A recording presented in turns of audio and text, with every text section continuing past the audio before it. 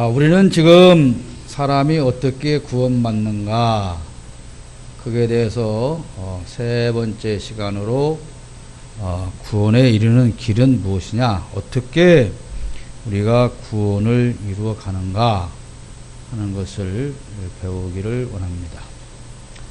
공교롭게도 요즘에 낮 예배 때 목사님 설교하시는 내용들이 우리가 공부하는 시간과 이렇게 연결되어져 가는 것 같아서 그 하나님의 뜻이 계신 것이 아닌가 그런 생각을 해보게 됩니다. 오늘 구원에 이르는 길을 배우는데, 초대교회는 구원에 이르는 길을 분명한 양식에 따라서 설교를 했습니다. 그러니까 이 말은 무슨 말이냐면, 설교의 주된 내용은 우리가 어떻게 구원받았느냐, 또는 어떻게 하면 구원받느냐, 그것을 전하는 데 있다 이 말입니다. 그게 설교입니다. 설교는 무슨 철학자의 사상을 얘기하고 무슨 학문을 얘기하고 그런 것이 아니라, 설교의 주된 내용은 어떻게 하면 구원받느냐, 이거 어떻게 하면 구원받느냐. 왜냐하면 예수님께서 이 땅에 오셔서 십자가에 고난받으시고 죽으셨다가 사흘 만에 부활하신 그 사건이 그 무엇을 위함이 아니라 우리의 구원을 위한 것이기에, 왜 예수께서 이렇게 와서 죽었다가 살아났느냐라고 하는 것을 분명히 성도들에게 가르쳐 줬던 것이죠. 그것이 구원받는 길. 그러니까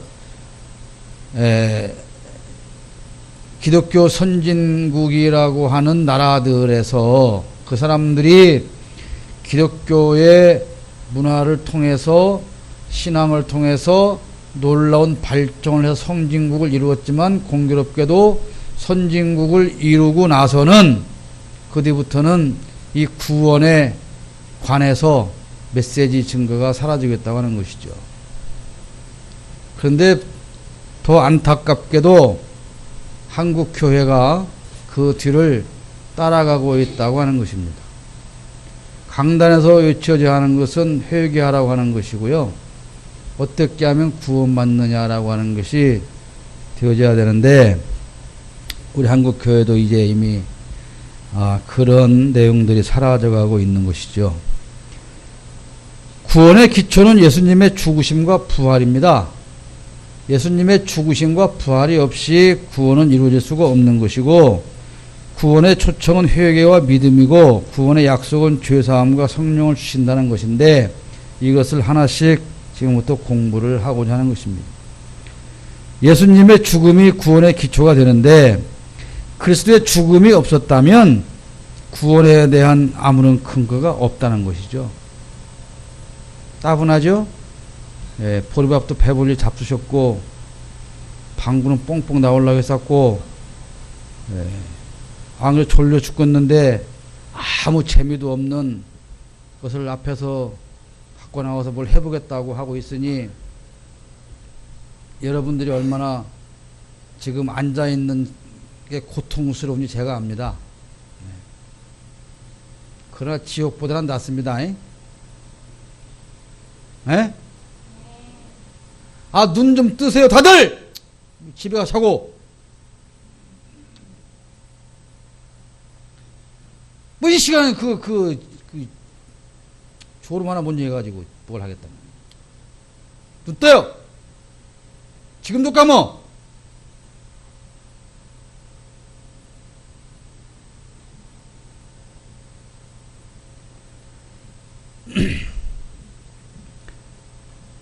죽음이, 그리스도의 죽음이 없다면 아무런 근거 없어요. 아까 서론에서 말씀드린 초대교회가 그냥 이 구원의 길에서 설명을 한 것은, 자, 예수님이 오셨다가 이렇게 사는 것을 다 봤어요. 초대교회 성도들은 예수가 이 땅에 태어나서 살고 그분이 공생의 사역을 하고 어떻게 살고 어떻게 십자가에 죽었고 어떻게 부활했는가를 다 봤어요. 그때 그 초대교회 성도들은. 그러니까 너희들이 본 그 예수의 삶과 죽음이 무엇 때문이냐? 바로 너희들을 구원하기 위한 거다. 그러니까 실감이 나죠. 실감이 봤으니까. 근데 우리는 관심도 없는 얘기고 그렇다 해도 2000년 전 얘기고 내가 무슨 구원을 받았으면 어쩌고 안 받았으면 어쩌고 그냥 이 땅에 살면서 속이나 좀 안 쓰이고 편히 살다가 죽으면 되지. 그렇게 사는 사람들에게 구원이라고 하는 것이 무슨 가치가 있겠냐 이 말입니다. 그래서 예수님께서 뭐라 그랬습니까? 돼지 목에 진주 목걸이 걸어주지 마라 그래요. 여러분이 이 구원에 대한 가치가 뒤에 잡혀 떨어져 있는 진주 목걸이라면 아무 소용이 없다는 거예요. 아무리 나에게 좋은 것을 가치를 알려줘도 그 가치를 모르면 무슨 소용이 있습니까? 아무런 소용이 없는 것이죠. 이 구원이라고 하는 것을 잃어버리면 우리의 신앙생활은 아무런 의미가 없게 되는 것이죠. 십자가 위의 그리스도가 왜 중요하냐면 십자가 위에서 받은 예수님의 고난과 심판과 하나님으로부터 외면당하심이 그게 누구 거였냐 이거면 누구 거였냐 누가 받을 거였냐 누가 받을 거였냐고 제가 받을 거였거든요. 예수님께서 어떻게 외치셨어요? 아버지 왜 나를 버리십니까? 지금 아버지가 아들을 죄인으로 십자가에 달아놓고 형벌을 내리고 죽이고 있는 거란 말입니다. 이 예수님의 아버지여 어찌하여 나를 버리셨나이까 이것을 여러분 한번 지금 이제 눈을 감아봐. 눈을 감고 지금 십자가에서 가시면류관을 쓰고 피를 흘리면서 옆구리에 창을 찔리는 그 고통 속에서 아버지 왜 나를 죽이시냐고 외치시는 그 예수님의 모습을 한번 상상해보란 말이에요. 또 감으라면 또 멀뚱거리고 안 감어요. 약 올리냐 이거지. 감을 땐 뜨라 그러고 뜨면 감으라 그러고 네가 뭔데 그러냐 그런 거지. 알아. 내가 아는데 우리가 성경에 있는 사건을요 좀 이 상상력을 발휘해서 그때의 그 현장으로 들어가서 바라봐야 할 필요가 있는 거예요. 여러분 지금 오병이어의 기적의 현장을 한번 가보세요. 네? 요즘 개콘에 보면 그런 게 나오대. 무슨 명상해서 이렇게 찾아가 보는 거. 여러분 오병이어의 현장을 지금 상상소로 한번 들어가 보시란 말이에요. 보여요? 그 중에 여러분이 거기서 빵을 나누어 주고 있다고 생각을 해보든가 내가 지금 거기서 그 나눠주는 빵을 먹는 사람이라고 생각을 해보든가 뭔 이런 현장을 체험을 해야 감동과 감격이 있죠. 여러분이 혹시 지금 십자가상에 고난당하시는 예수님의 모습이 고난이 느껴진다면 그 예수님의 모습에 여러분의 모습으로 바꿔야 한단 말이에요.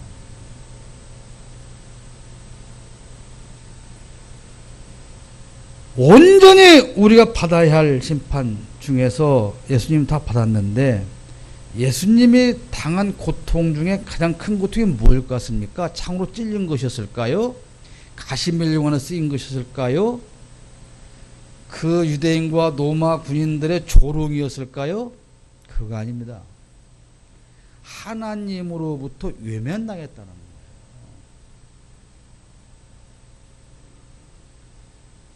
여러분 사랑하는 사람으로부터 외면을 당해봤어요?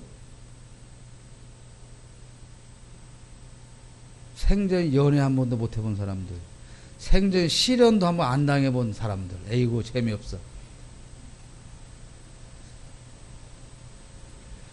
시련의 아픔도 겪어봐야 사랑이 중요한 것도 아는 거요. 아이, 재미없어. 여러분, 사랑하는 사람으로부터의 외면당하는 것이 가장 큰 고통인 겁니다. 그 사랑하는 사람과 단절되는 것이 가장 큰 고통인 거예요. 우리가 죄를 짓고 저주받음으로 이렇게 하나님의 심판과 그 외면하심의 상태로 벌어질 수밖에 없었죠. 그것을 예수님께서 대신 받으신 겁니다. 그것을. 밑에 안 넘어가요? 커서 한번 찍어주세요. 예. 십자가 사건은 그래서 구약의 예언을 이룬 것이고 신약은 이것을 증명하는 거예요. 여러분, 성경 안에서 다른 거 보려고 하지 마세요. 창세기부터 기록된 구약 성경은 예수님이 이렇게 와서 우리의 구주가 될 것이다, 그거고, 신약은 그렇게 예언된 대로 와서 구원이 이루어졌다는 것을 증명하는 거예요. 근데 여러분은 성경이 뭐라고 생각하십니까? 성경 말씀을 귀하게 여기지 않는다는 것은 구원에 관하여 관심이 없다는 겁니다. 구원에 관심이 없다는 것은 신앙인이 아닐 수도 있는 거예요. 예수님의 죽음과 함께 구원의 기초는 부활입니다. 부활은 그리스도의 죽음이 하나님께 인정되었다는 확정이라고 초대교회는 그렇게 가르쳤어요. 그리스도의 죽음이 하나님께 인정되었다고 하는 것은 하나님께서 예수 그리스도를 우리의 구속주로 인정을 하셨다는 겁니다. 예수께서 하나님으로부터 우리의 구속주로 인정을 받아야 우리 죄가 사함 받는 거죠. 그렇지 않습니까? 초대교회 가르친 건 그거예요. 요즘에 강단에서 이런 설교하면 다 자지요. 고리타분해서. 맨날 하는 얘기 또 한다고. 여러분, 맨날 하는 얘기를 또 하는 것은 왜 그럴까요? 그만큼 중요하기 때문에 그런 거예요. 한 얘기 또 하고 한 얘기 또 하면 애들이 뭐라고 그래요? 잔소리한다고 그러죠. 야, 너 학교 갈 때 제발 차 조심해. 어제 한 얘기 오늘 또 하고 그저께 한 얘기 오늘 또 하고 애들이 뭐라고 그래요? 제발 잔소리 좀 그만해. 그리고 다음날 오다가 차에 치갖고 다리 뭉댕이 부러지지. 중요하니까 반복하는 겁니다. 그리스도의 부활은 학문적인 사건이 아니라 생생한 역사적인 현실입니다. 그걸 본 사람들이 증언하겠는데 내가 봤다는 것 말고 더 확실한 증언이 어디 있습니까? 내가 봤다. 그리스도가 죽는 것도 봤고 살아난 것도 봤고, 그러니 그것보다 더 확실한 증언이 뭐가 있냐 이 말입니다. 그래서 그리스도의 죽음과 부활이 구원의 기초가 되는 것입니다. 그 다음에 구원으로 우리를 부르시는데 그거는 뭐예요? 회개예요. 복음은 우리에게 회개의 결단을 요구하죠. 여러분, 성령을 받아야 회개를 할까요? 회개를 해야 성령을 받을까요? 네? 회개를 해야 성령을 받을까요? 성령을 받아야 회개를 할까요? 회개 안 했는데 어떻게 성령을 받죠?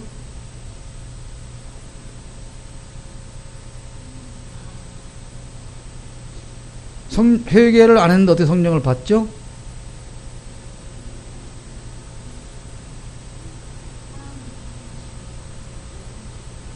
아니, 내 안에 죄가 가득한데 성령이 들어올 수 있어요, 없어요? 에? 웅얼웅얼 하지 말고 좀 자신있게 얘기를 해봐. 내가 회개를 안 하고 내 안에 죄가 가득한데 성령이 올 수 있어요, 없어요? 회개를 해야 성령이 오죠? 그런데 성령 안 받고 어떻게 회개할 수 있어요, 없어요? 성령 안 받고 회개할 수 있어요, 없어요? 없죠? 성령을 안 받고 회개할 수 없죠? 그럼 회개해야 성령을 받아요?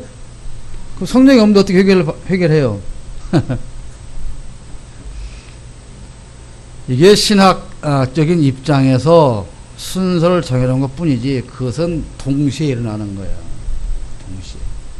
그러니까 그에 대해서 민감할 필요는 없어요. 다만 중요한 건 뭐냐? 우리가 듣는 복음이 뭡니까? 예수 그리스도가 나의 구주가 되었다고 하는 이 복음을 듣는 순간 우리가 결단해야 할 게 뭐냐면 회개라는 거예요.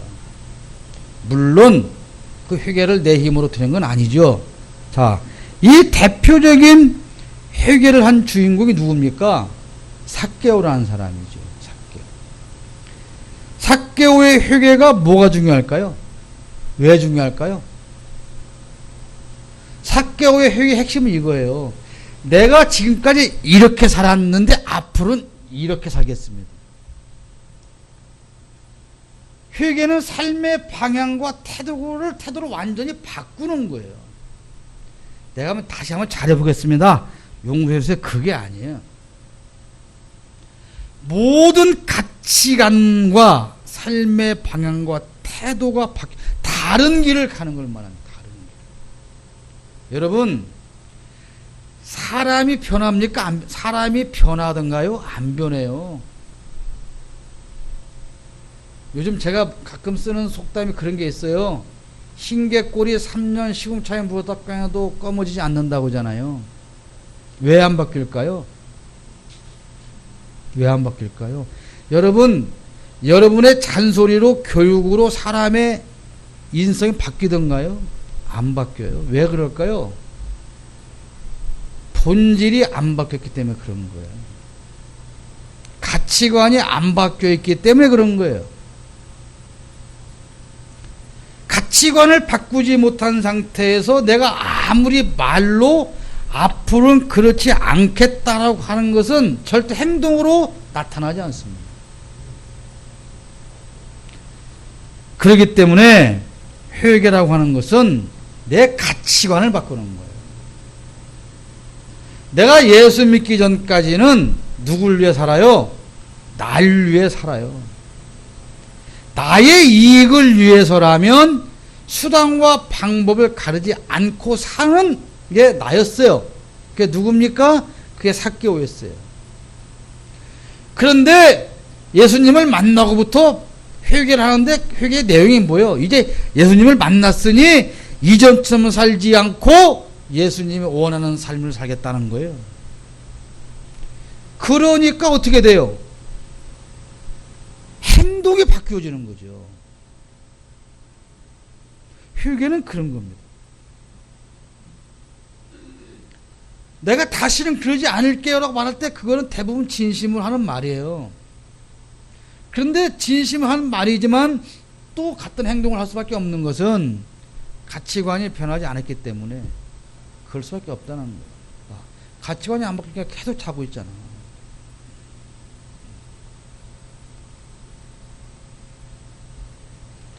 졸다가 보리밥 먹는데 졸다가 가스 뿜지 말고 그냥 졸기만 하시오. 가스까지 뿜지 말고. 회개는 그런 겁니다. 복음을 듣지 않고는 참된 회개를 할 수가 없어요. 여러분이 예수 믿고 무엇이 달라졌는가 돌이켜 보시길 바랍니다. 예수 믿기 전하고 지금 예수 믿고 나서 무엇이 달라졌는가 그거를 돌아보시기 바라고요. 그 다음에는 믿음인데, 자, 믿음이란 예수 그리스도의 구원의 능력을 향해서 우리의 시선을 돌이키는 것이다 이렇게 말했어요. 아까 믿음에 대해서 목사님 말씀하셨는데, 자, 야이로의 딸이 죽었어요. 죽었습니다. 그래서 예수님께서 그 집에 가봤더니 소녀가 죽어서 사람들이 환호하면서 울고 있죠. 그 예수님 뭐라 그래요? 울지 마라. 죽은 게 아니라 잔다. 그랬더니 사람들이 뭐라고 속으로? 미친놈. 그랬죠. 우리말로 하면 미친. 제가 죽었는가 사는가도 모르냐? 예수님이 그때 뭐라고 그랬어요? 소녀의 손을 잡고 뭐라고 그랬어요? 달리따쿰, 소녀야 일어나라. 일어났어요. 그러면 그 소녀가 죽은 거였어요? 자는 거였어요? 그럼 누구 말이 옳았어요? 믿음이란 예수님의 생각에 동의하는 것이 믿음입니다. 예수님이 하는 말씀에 옳습니다라고 하는 게 믿음이에요. 우리 눈에 봐서 죽었든 썩었든지 간에 예수님이 아니야, 자는 거야, 그러면 아멘, 잡니다. 그게 믿음인 거예요. 우리가 말로 믿는다고 하지만 예수님이 야 죽은 게 아니야, 잠들었어, 그럼 미친놈 그랬듯이 여러분 실생활에 적용하는 믿음이 뭡니까? 예수님이 잔다고 그러는데 아니라는 거예요. 끝까지 죽었다고 우기죠. 누가? 내가. 그게 우리 믿음이에요. 예수님은 계속해서 죽은 게 아니고 잔다고 하는데 우리는 끝까지 그게 아니고 죽었다고 우기거든요. 죽었다고 우기니까 그 다음에 어떻게 해야 돼요? 죽었으면 어떻게 해야 돼요? 장례를 치러야 되겠죠. 그래서 못 살아나는 거죠. 믿음은 주님과 시선을 마주치는 거예요. 연애해 본 사람, 여러분 사랑하는 사람끼리는 눈을 이렇게 마주 쳐다보고 있어요. 그죠?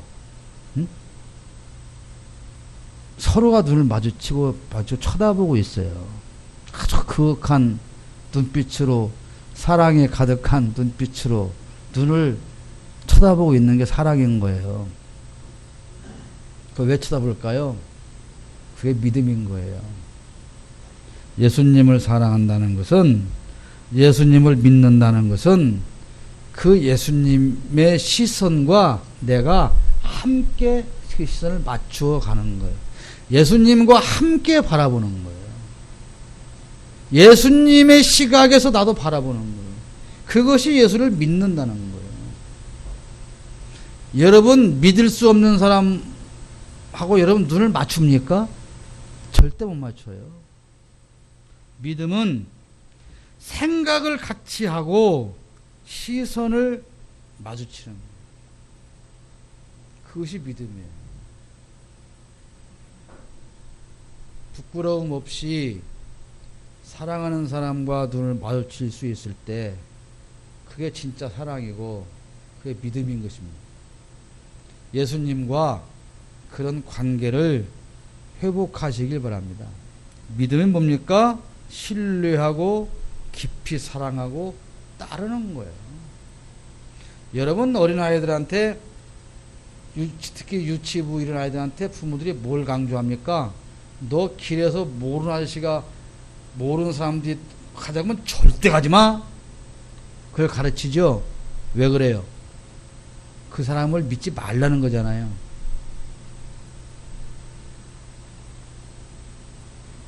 아이들이 모르는 사람이 부르면 안 따라가죠.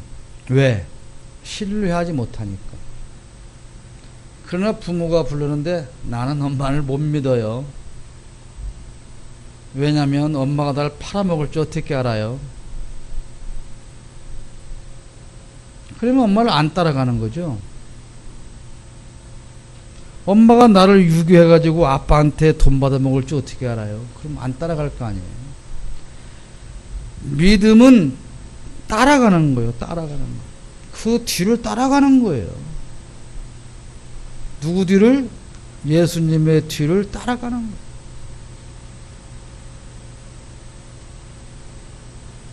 그게 믿음이에요.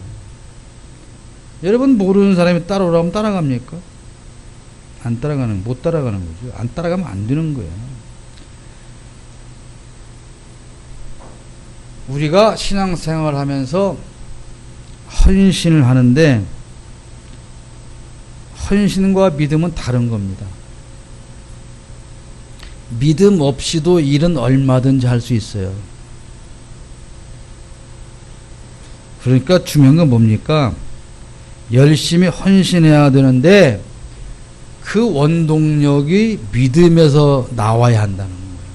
우리가 찬양대를 하고 무엇을 하고 이렇게 하는데 내가 믿음이 있기 때문에 믿음에서부터 이런 헌신이 나와야 되는 것이지, 믿음이 없는데도 체면 때문에 일하죠. 체면 때문에도 일합니다. 내가 이 교회를 몇 년 다녔고 내가 일을 안 하면 요거도 먹지, 그래도 중간은 가야지, 이렇게 일할 수 있어요. 그러나 그것이 믿음은 아니다는 얘기예요. 우리 성도들 중에 그런 분이 어디 있겠습니까? 그런데 열심히 믿음은 아니에요. 특히 중고등부 때, 청년 때 아주 열심히 교회를 다녀서 믿음 좋다는 소리를 듣는데, 그런 사람들이 사회에 나가서 교회 안 다니고 다 또 옛날에 학생회장 했어, 청년회장 했어 이러면서 오만한 짓 다 하고 다니고 불신자 결혼하고, 그래서 그 인생이 잘못되어지는 것을 많이 보죠. 열심과 믿음은 다른 것입니다. 그렇다면 열심을 좀 안 내서 목사님한테 욕을 먹는 한이 있어도 믿음이 좋은 게 더 좋은 거예요. 응? 믿음 없는 열심은 문제를 만들어요. 그러니까 또 일 안 하면서 왜 안 냐 그러면 난 믿음이 없어서 못해요. 그러지 말고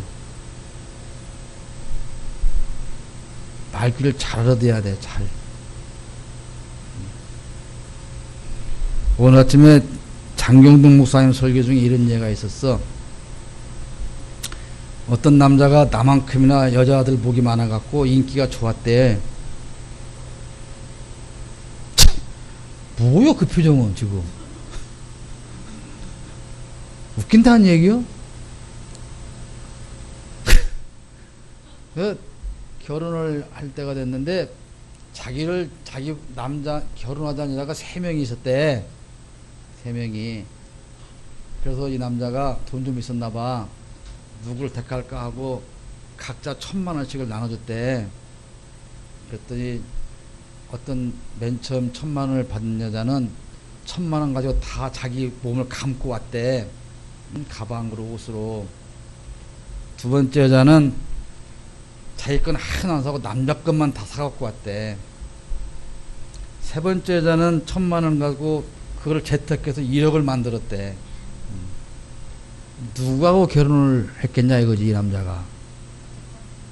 세 번째. 그렇게 답이 쉬우면 내가 이 얘기를 안 하지. 한 목사님 같으면 누구하고 결혼했을까요? 신집사님 같으면 누가 결혼했겠어요?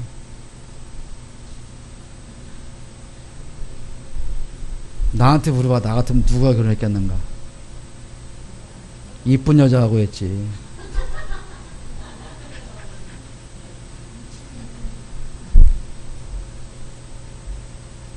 그 얘기의 핵심은 뭐냐면 얼굴 보고 결혼하지 말라 얘기였어.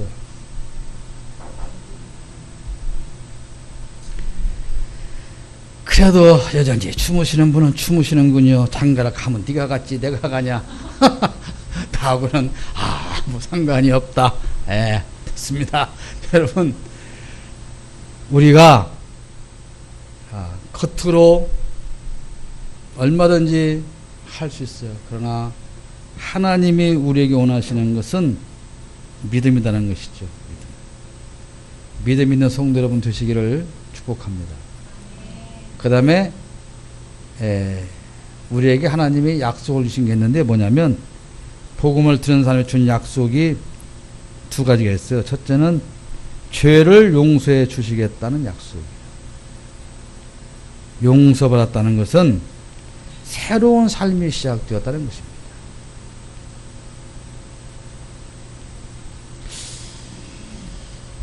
혹시 이거 용서를 받은 그 기분을 여러분이 알란가 모르겠어요.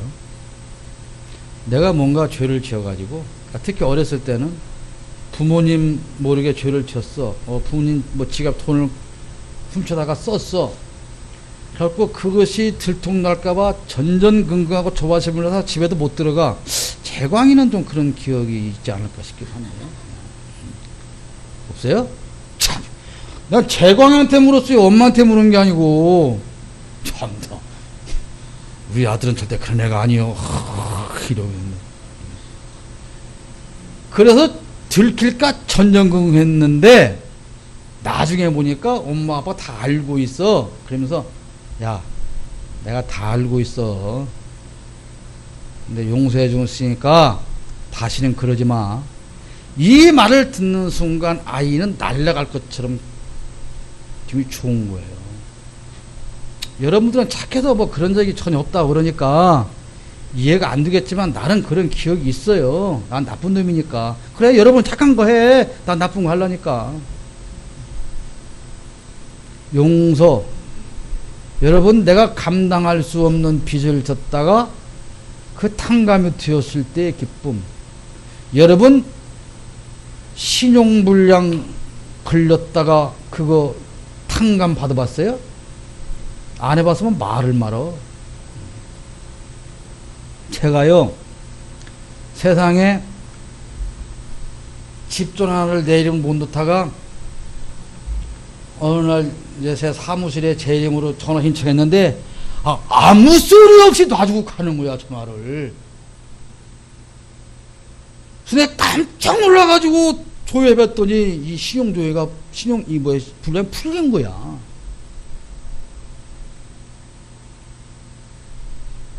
그 자유함. 그때부터 나는 어떻게 살아요? 새로운 삶을 사는 거예요. 이제는 누구 눈치를 보거나 누구한테 속박당하거나 누구한 손에 움직여 그게 아니고 정정당당하게 내 삶을 사는 거예요.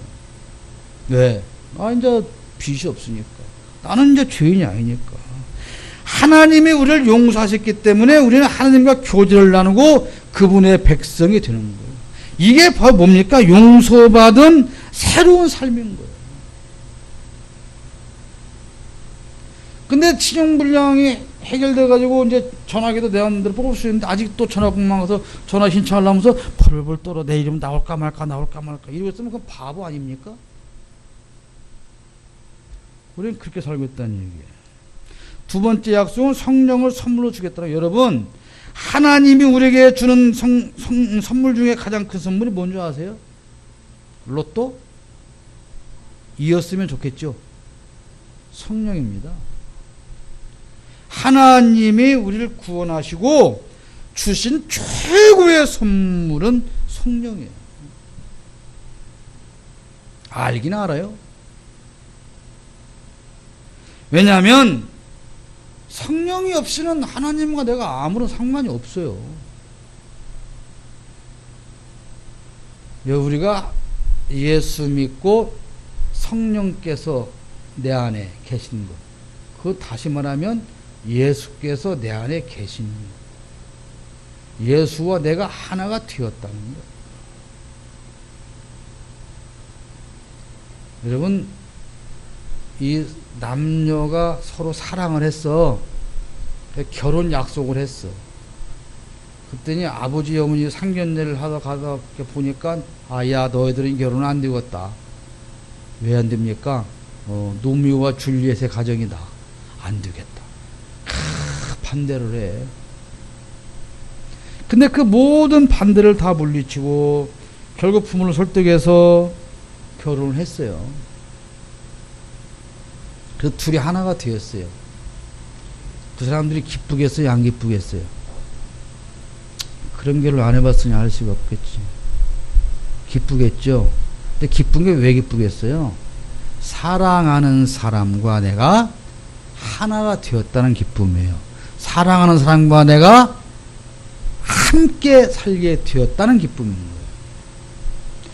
거예요. 예수님과 내가 하나가 되었다는 기쁨, 그것보다 더 큰 기쁨과 그보다 더 큰 선물이 없다는 것을 우리는 아셔야 됩니다. 우리는 하나님의 은혜로 그리스도인이 된 것이지 내 의지로 된 것이 결코 아니에요. 이 이야기는 아까 낮에 목사님 통해 설교를 들었으니까 긴 얘기 않겠습니다. 내가 잘나서 하나님 자녀 된 거 아닙니다. 그러므로 구원받은 여러분, 그리스도의 은혜와 하나님의 사랑에 감사하며 하나님의 자녀로서 인정받은 것을 감사하며 예수와 하나가 된 것을 감사하며 용서받은 것을 감사하며 회개하여 새로운 삶을 살아가시기를 축복합니다.